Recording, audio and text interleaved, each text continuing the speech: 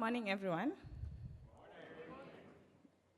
Thank you all for having me. I'm very excited to be here. I like to think myself as a bit organized, so like end of November, December, I'll be planning what I'll be doing for the early half of the next year, and then I leave out the rest of the second half of the year to execute any results of the first half. So my initial plan for this year didn't have the US coming here for DjangoCon US. In my plan, I thought, we have our issues in Zimbabwe, but I think the US have got their own, the shootings, the fires, and stuff like that. And it will be appalling for my family to lose me while attending a conference. So the list of conferences that I planned to attend was PyCon Namibia, obviously. I was organizing DjangoCon Europe, so that was obvious. And then PyCon, I thought I would be organizing PyCon Zimbabwe again this year. But then the events in Zimbabwe discouraged me, and I thought I couldn't take the emotional burden of organizing a conference in a turbulent environment, so I dropped that one. So when I was asked to keynote, whilst I was in DjangoCon Europe, I forgot that I had said I wouldn't be attending DjangoCon US for obvious reasons, and I accepted, and also didn't do research for how long it would take me to get here, because I'd also thought I would attend DjangoCon Australia, but then I saw it would take me too long, and the visa process is a bit hectic for a Zimbabwean, so I dropped that one. And then when I've actually got on the plane, after I checked in, that's when I worked out how long it would take me, and I found that it was 36 hours. Good thing is I win against Russell for the longest trip. But it was so tiring, and I realized that I hadn't quite learned from my first PyCon Namibia experience, which I traveled 33 hours by road to go to PyCon Namibia. I thought I had learned my mistake and improved, but it seems I still get excited and make these decisions. But all the same, I'm excited to be here, and I'd like to thank the organizers for inviting me.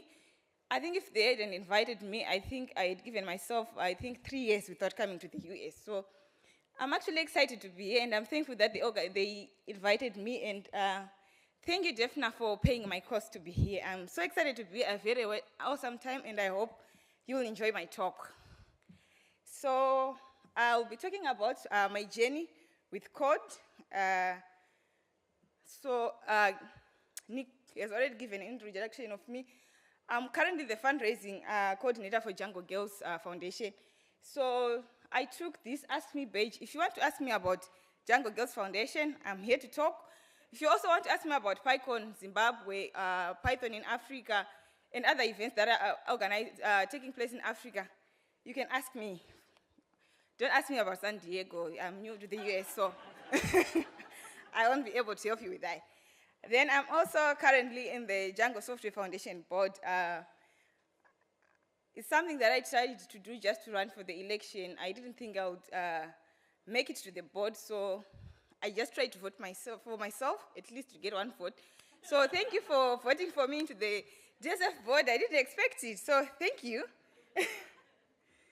So what will I be talking about? I'll share with you my coding journey, how I started, and also answer the question why I chose Python, despite the fact that it wasn't so popular in Zimbabwe. And then I'll share my thoughts on what I think mentorship is through a project that I've worked on. So my background, who am I?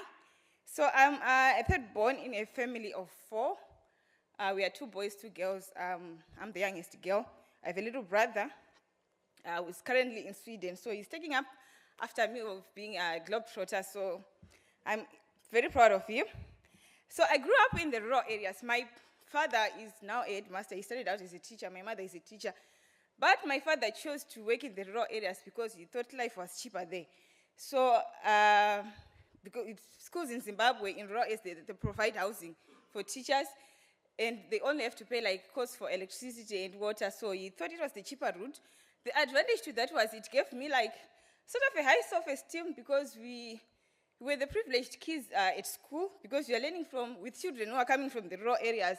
Some of them will come like barefoot, some of them don't have proper uniforms or jerseys, and we had all those like. So my first 6 years of school, I thought I was the privileged kids, among the other kids.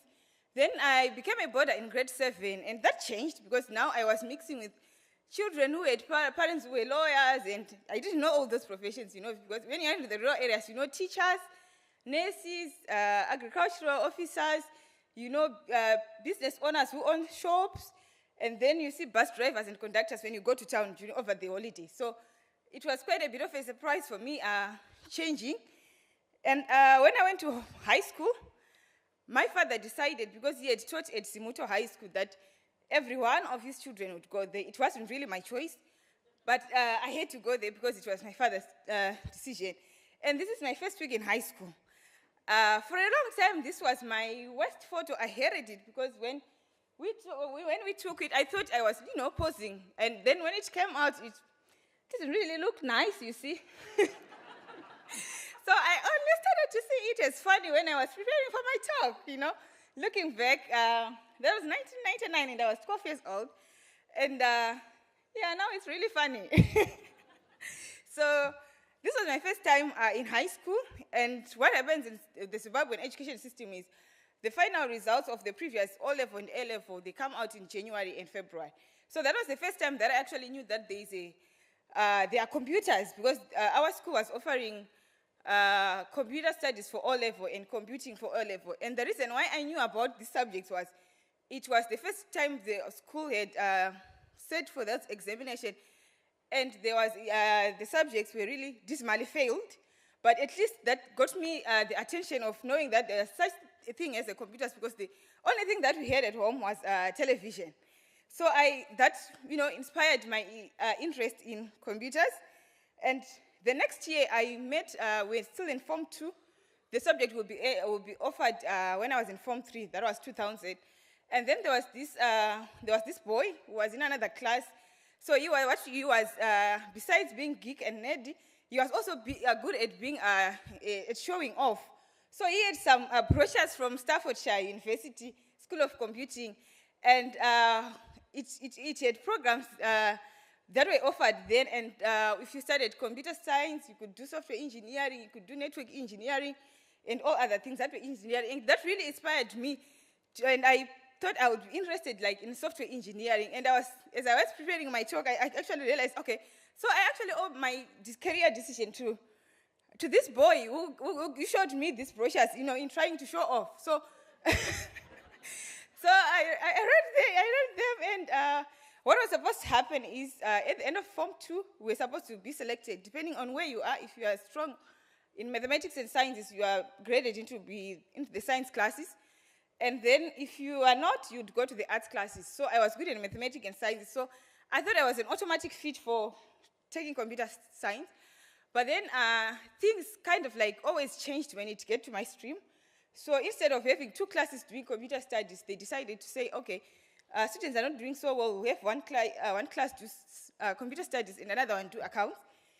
And it turns out the initial, instead of doing what they used to do, best marks go to 3 East for computer studies, and then the other marks, they go to 3 West.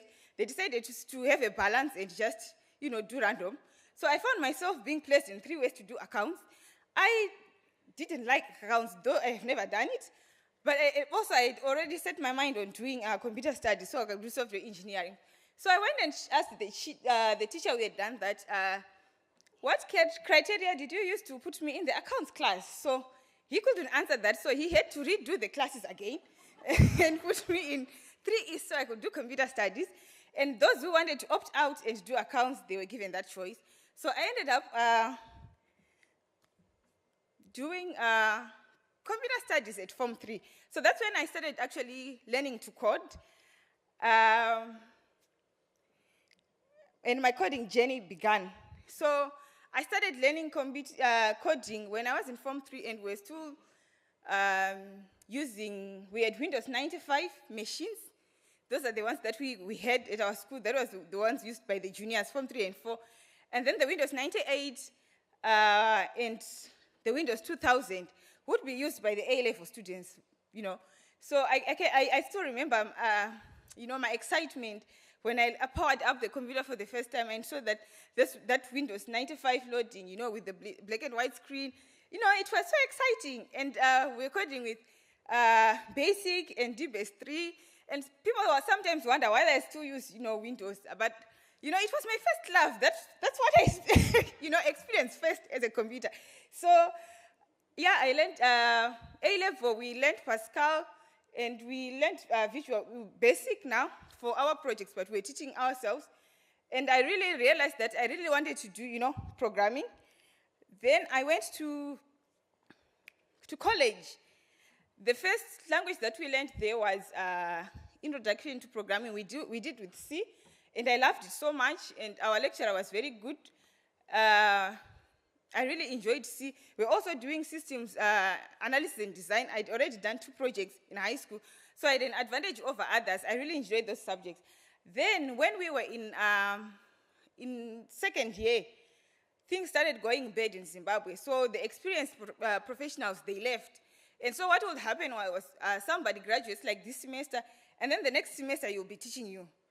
So when I was in my second year, we were supposed to be doing Visual Basic, object-oriented to programming with Visual Basic, and oh, if you have got a bad lecturer, programming can actually suck. I realized, okay, what we were learning in class was a little bit shallow than what I already knew about the language. So I saw myself, if I'm going to be a software engineer and I'm going to be working in Zimbabwe, this profession is actually going to, you know, suck. I'll be doing the same things over and over again. I don't have many people to look up to, and I'll be just copying and pasting my code. And when we were growing up also, we didn't have access to the internet. Like, we were over 1,000 university students, and we had less than 100 computers that were connected to the internet. So I only actually got to enjoy the internet when I went for my work-related learning in third year.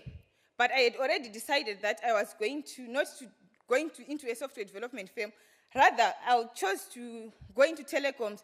I do networking, I do support, I learn everything else about IT. Then if later on in life I decide to become a programmer, I'll just start learning programming again, because I realized, okay, it doesn't really make sense to be copying and pasting code again, because you don't have the books, you don't have the internet, and also your lecturer is not that good. So that really explains why later I become a career nomad. So if you check my LinkedIn profile, or what I'm going to tell you is, I'm one person who has got so many roles which are different. So after I graduated, my first role was as a network technician at an internet service provider, and I did sysadmin, support, and stuff like that. My second role, I was senior IT technician. This time it was in a university. I did some systems analysis, project management, systems admin, and IT support. I moved from there. I went to an internet access provider. I was a network operations center technician, supporting the network infrastructure. Then it happened that I only moved like for 3 months.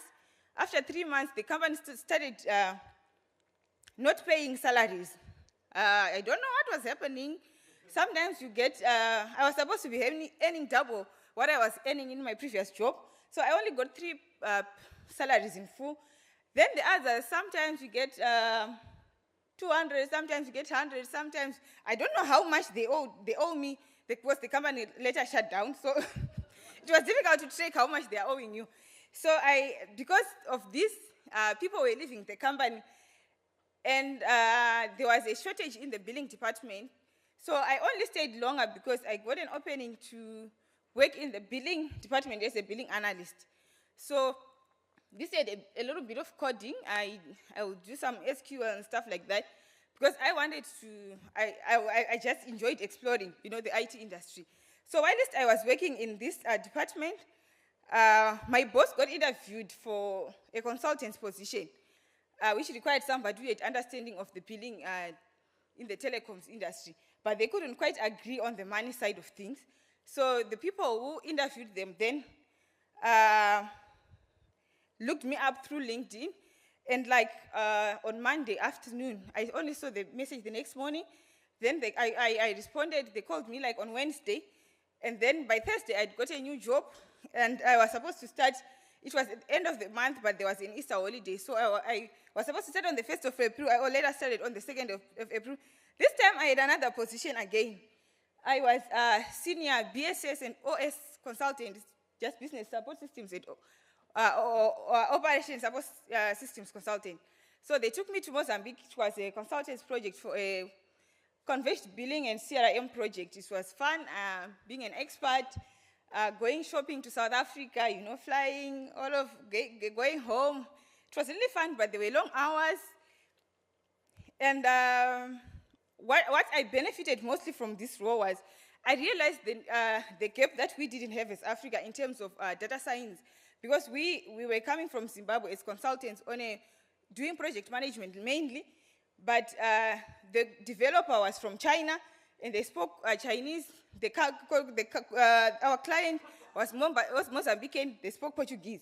So I don't know whether the language barrier made it difficult for the Chinese to understand what we really wanted for our client, but what we're getting was not what we wanted. So I thought if I were a developer, probably, maybe, I could give back value to my own community if I could have these skills instead of being a consumer. So I actually thought of learning programming then, but my workload was too busy. I couldn't do that. I was also getting paid well, so I didn't have the incentive really. So it was something that, you know, I need to do something that I can do data science with. So it was just a thought. So I didn't stay much with Readme, with this company. It was like for 1 year. Then I stopped to do my master's, which I started in 2012 to complete it in strategic management. Then afterwards, I had this question, so what role do I apply now? What do I apply for now? Because remember, I already have 6 positions as it is. And they're all different. So I got tired of tailor-making my CV. If systems admin, you have to tailor-make your CV. If it's a consultant, you have to change your CV again. If it's web development, you have to change your CV again. So I got tired of that. And while I was struggling with that decision, I met another old friend. We had worked together at the Internet Access Service Provider. And he had joined a scholarship by Mozilla Hub to learn. He was doing Android.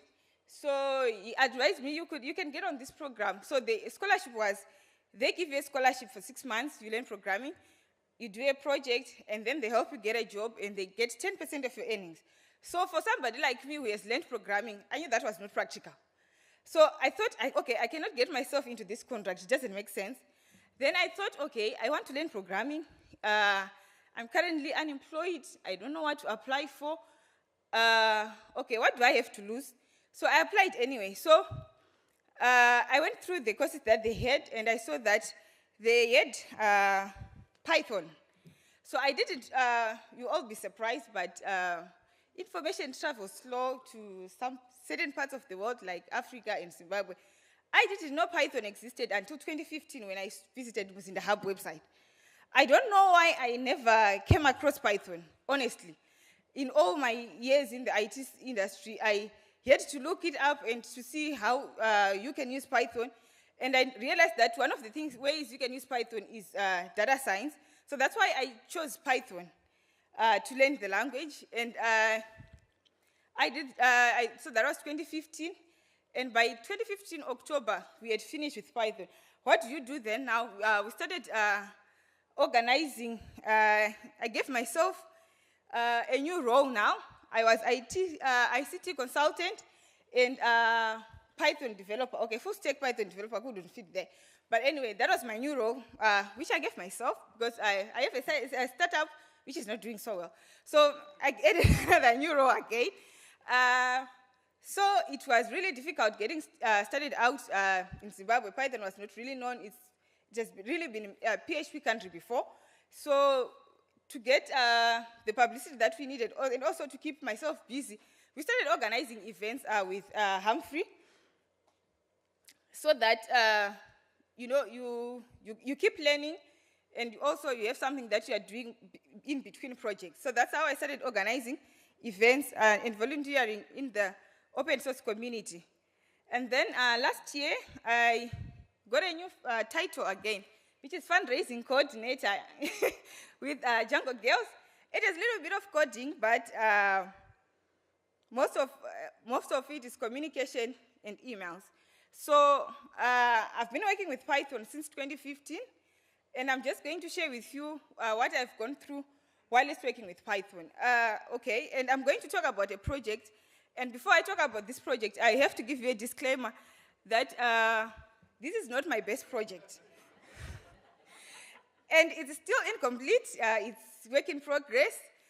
But the reason why I'm talking about this project is it's one project that has had an impact in my life in terms of how much I have learned, as well as developing my coding skills, as well as my, my soft skills with respect to coding. I had never worked in a coding team, and I've learned a lot by working with so many people on this project, as I will share. So the solution that is currently on this GitHub repo is not complete, and it's wrong according to the people who gave me this challenge. So please, if you're going to look at it, maybe you just want to give me some feedback, but don't expect much.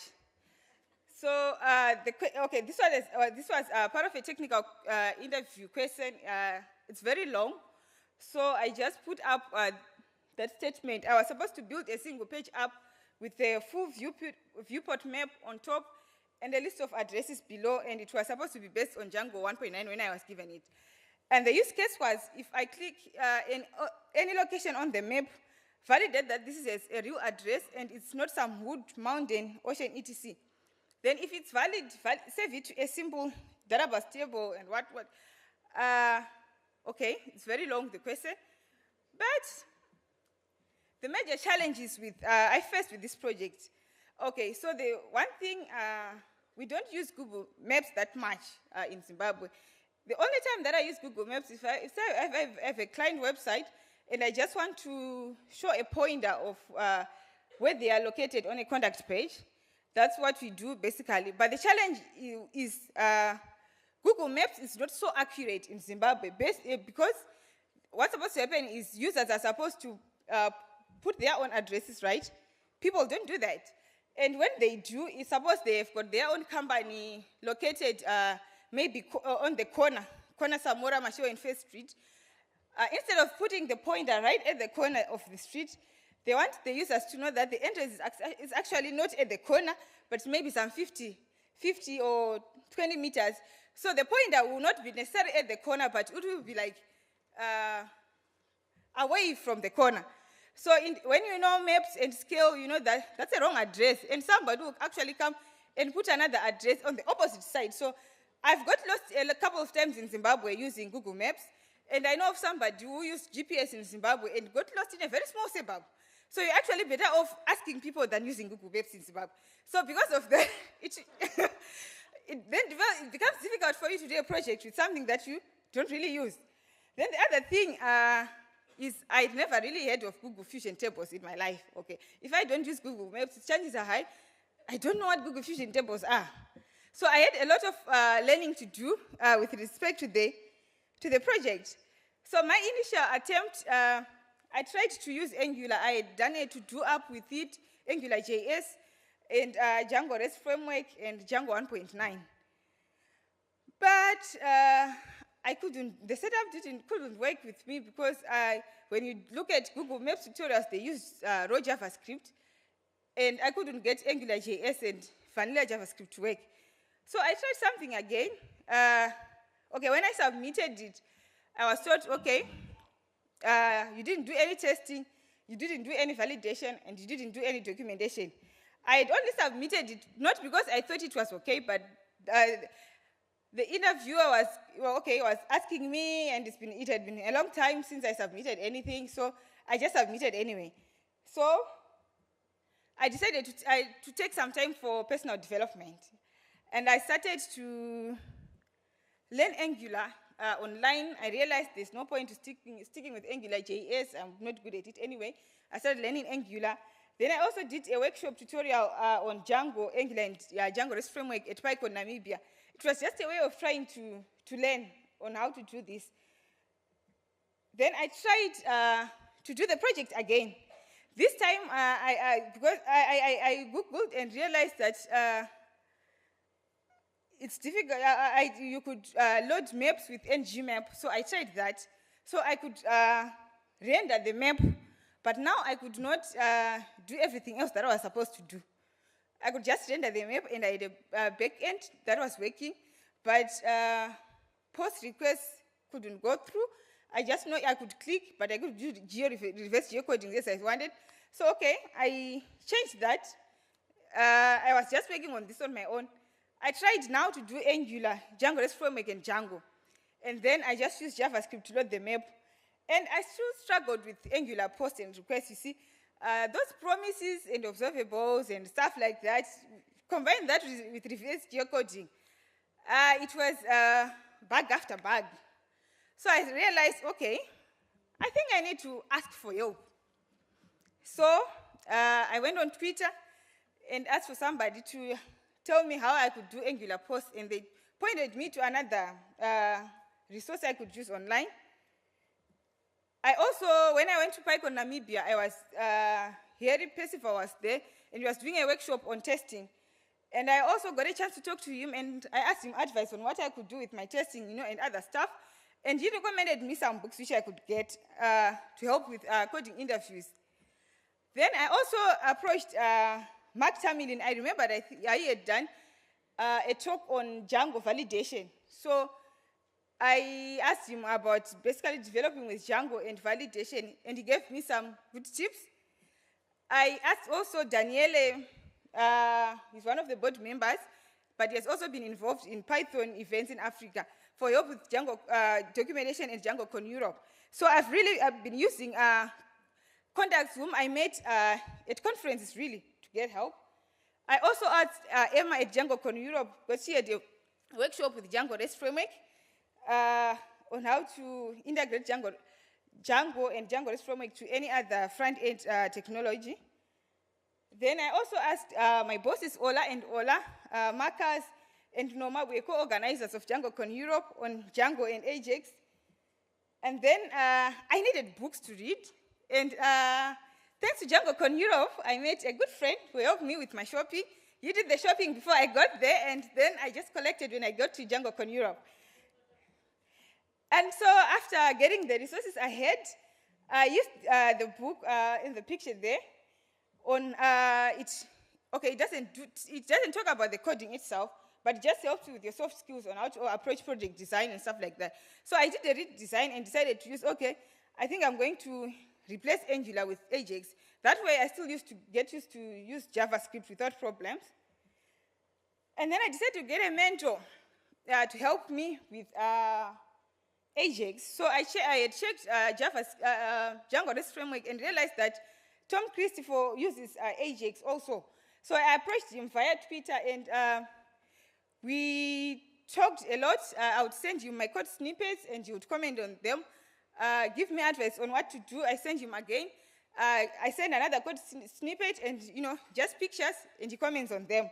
And we had a lot of those, and I managed to do a brute force solution. So I would load the map and do reverse geocoding with JavaScript, and then save the results to the database. I wanted to then save to Google Fusion tables, but I still haven't managed to do this. But this was the brute force solution that I was supposed to do. And then JavaScript and Ajax would be used to communicate, for the front end, communicate with the back end, and then Django framework to link the two. So, working with Ajax, I was very new to Ajax and jQuery, so many Twitter DMs really, between me and Tom, really helped me to get started. The testing, I had a book that I had been given by Harry Percival at PyCon Namibia, and this helped me with functional tests and unit tests. And then validation, my hour with Mark Tamilin came into place. I managed to run my first custom validator, and it really worked, and I was proud of that. Though it wasn't quite what the interviewer wanted. And then for documentation, when I asked Daniela, he just gave me, I asked about documentation. He just wrote something in my notebook. I still have that small notebook he did. He said, you only need like 4 sections, tutorial, explanation, and how to guide and reference. And because of this small, I think it took less than 10 minutes, I was able to do the best documentation for a project I've ever done in my life. The only problem is that the project was incomplete, so the documentation couldn't be really as complete as it should be. So I did a project which had a small Readme, and I was really proud of myself for what I had done. Then I submitted the solution now, not because I wanted to submit it, but apparently the person had been following my GitHub and seeing what I was doing. So he saw that I was working on something. I didn't want to submit it, but because you have been asked, you just submit. So the feedback was I had good documentation and tests, though they were incomplete, obviously, because the project was incomplete. My first coding had been done at the front end, was supposed to be done at back end. And then I was doing the wrong thing, resetting the page with a GET request was wrong. And he recommended some reading resources, and he said my validation was not enough. Then he asked me a question, what's my career plan? And recommended that joining a small team would be ideal for me to learn, and I would one day become a great developer. So the feedback came in a very long email, and when it came, it was shortly after our elections, and there had been shootings and whatnot. So I had a lot of things on my mind. So I took like 3 months before I responded to this. I didn't even have time to read the email. And so after 3 months, I responded. I really didn't get your feedback. Okay, I understood the comments that they gave me, but I didn't actually understood the questions that he asked me about my career. And I told him that, okay, I want to learn development, but maybe later I want to do data science. So I realized that I wasn't actually clear on what I wanted to do now. I had been clear maybe all along, but now I know what I want to do. So I had to ask myself a question. So what's my ultimate career plan, right? Because I already have a long CV. I don't know what I really want to do. So then I learned there is this thing called site reliability engineering, where they take people who have got a good Linux background and systems admin role and who can code. So I realized, okay, so I think I've been going this the wrong way. I already have a lot of skills that are useful that I should not shun away and try to become a full-stack developer now. But what I could do is I could just add my coding skills to the skills that I already have, and I could be more successful. So this is now my new goal, and I hope this is going to be my last title. And that's what I'm working towards now. And I'm very serious about this. I mean it. Okay. So key lessons to draw from my journey. What can you learn? So if this is your first conference, or you just started learning out programming, one thing that helped me was attending meetups and conferences, and also sprints. It helped me meet my potential mentors. It also helped me learn from the various talks that I would attend at those conferences. It also helped me meet friends who have been helpful in many ways in making my journey successful. And one thing that I've learned also is asking for help is very crucial. I think if I had asked for help in my career earlier on, learning Python, instead of trying to do it on my own, I could have learned more than all these years instead of just trying to do it myself. So you actually learn more when you approach other people and ask them to help you out. They really don't have to, okay, the programmers are very busy, they've got their busy schedules, and then they don't have to write long lines of code for you. They just need to suggest something for you to do, and if you know what you are supposed to be surfing for on the internet, it's easier than when you don't know what you're supposed to do next. So this is one thing that I took from my journey, trying to learn on my own, being self-taught without other people to rely on, and conferences has really emerged as my source of a large pool of mentors who help me with small things that I need to learn. And if you are a beginner, you could learn more if you can just talk to people over lunch. The good thing about DjangoCon US is they don't have badges that say I'm up for a chat, or I'm not up for a chat. So you can just talk to people if they are walking around. You will not be violating anything because they didn't say I don't want to chat with you. So, yeah. Then for advanced developers, please do not dismiss a beginner. If you don't know how to help them, or it's not your area, or you don't have the time, it's better to just tell them or refer them to someone. This has been really helpful for me, like when I attend sprints. If I ask something, last time at DjangoCon Europe, I had issues with Docker, and Iakopo was very kind to refer me to somebody called a Docker expert, and he helped me. So that's really helpful. If it's not your area, suggest someone. Okay. Suggest someone to help, and it will go a long way. And please don't tell me how poor my code is. That's why I don't go on Stack Overflow, because I see that's what people do. So I can't post a question there. I know people are going to tell me how poor my code is. And so my thoughts on mentorship is, it doesn't really need you to devote an hour of your time every week, every month to mentor some people. Just give a few minutes to answer somebody's questions. Suggest something kind and tell them how to get on with your code. It will help them instead of just saying I'm busy. And especially at meetups, when you meet people who are starting out their journey with code, it really helps for you just to be kind to help them with their code. 2 minutes, 5 minutes, 10 minutes tops, you have gone a long way in helping that person become a programmer and become better at that. They also appreciate the coding industry because people are helpful. So for me, I feel so blessed to have so many kind people in my life who have taken time to look at my code and help me improve it. And some of them have been kind, in helping me and my community get resources that we need.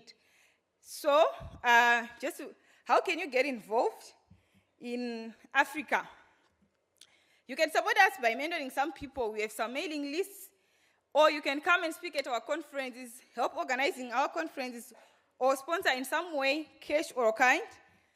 Or you can join our mailing list and help us organize our first Pan-African events for Python and Django, hopefully in 2020. So we hope you'll get involved. And then I'll leave you with this quote. The key to realizing a dream is not to focus on success, but significance. And then even the small steps and the little victories along your path will take on greater meaning. This was said by Oprah Winfrey. So for me, it has really been an amazing journey. Though not so smooth, it's been long, but I'm actually glad to be where I am today, because I decided in 2006 that I was going to do the networking and the systems admin and then get back to coding. And I feel like I've accomplished something. I haven't got the job yet, but at least I am where I set out to be in the first place. So I'm really happy to be where I am today. And thank you so much for having me. If you want to contact me, you can, that's my Twitter handle and my email address. So thank you so much for having me again.